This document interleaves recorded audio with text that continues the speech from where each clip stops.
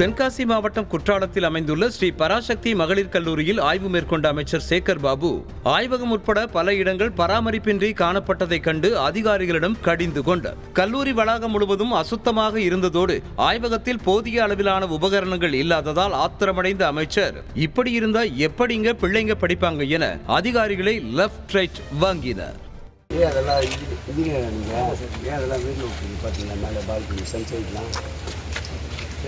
White house எப்போ பண்ணி கரெக்டியா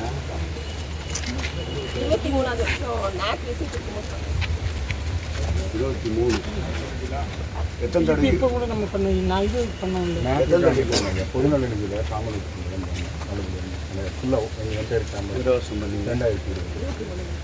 2023 எத்தனை தடவை எத்தனை வருஷத்துக்கு ஒரு தடவை இது மாதிரி 5 வருஷத்துக்கு ஒரு தடவை பண்ணிட்டு அது எதிர்பார்க்க வேணாம். இது மாதிரி அட்மாஸ்பியர் நல்லா போச்சுன்னா இது மாதிரி டேமேஜஸ் நல்லா நாங்கள் தேசிய லெவலே கொஞ்சம் ரிலாக்ஸ் பண்ணிக்கலாம். உங்கள் லெவலே பண்ணிட்டு போகலாம். உங்களுக்கு காலேஜ் பண்ணிங்கன்னா பொது இதுக்கு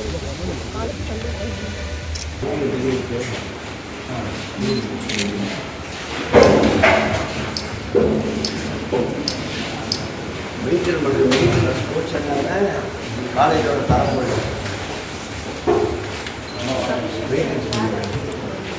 ஃபேன் இல்லை, அங்கே ஒரு ஃபேன் இருக்குது, இங்கே ஃபேன் இல்லை.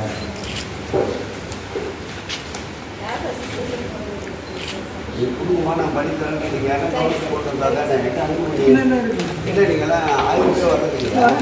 என்ன பண்ணீங்க ஆய்வுக்கு?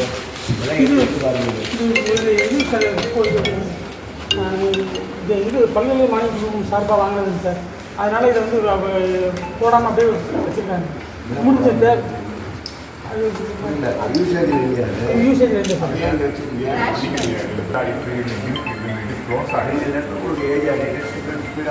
கரெக்டாக சப்போர்ட் பண்ண சொல்லுங்கள். சப்போர்ட் பண்ணுங்க. நிறைய இருக்குது. லேபோட அட்மாஸ்பியரே இல்லைங்க. சரி, பசங்க இதெல்லாம் பார்த்தீங்கன்னா படிக்கவே நீங்கள் வாங்க, நான் ஹெச்ஆர்டி சார்ந்து ஒரு ஸ்கூல் கட்டணும் சீக்கிரமாக திறந்து வச்சேன். கிளாஸுக்குள்ளே எப்படி பண்ணியிருக்கேன்னு வந்து பாருங்கள். இப்போலாம் படிக்க வரும்போதே அந்த அட்மாஸ்பியர் தேவை பசங்களுக்கு. மேடம்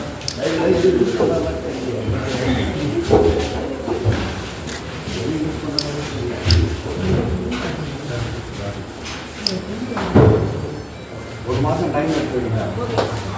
நான் 10ஆம் தேதி போல வரேன். இது எல்லாத்தையுமே உங்களுக்கு கிளியர் பண்ணுங்கள்.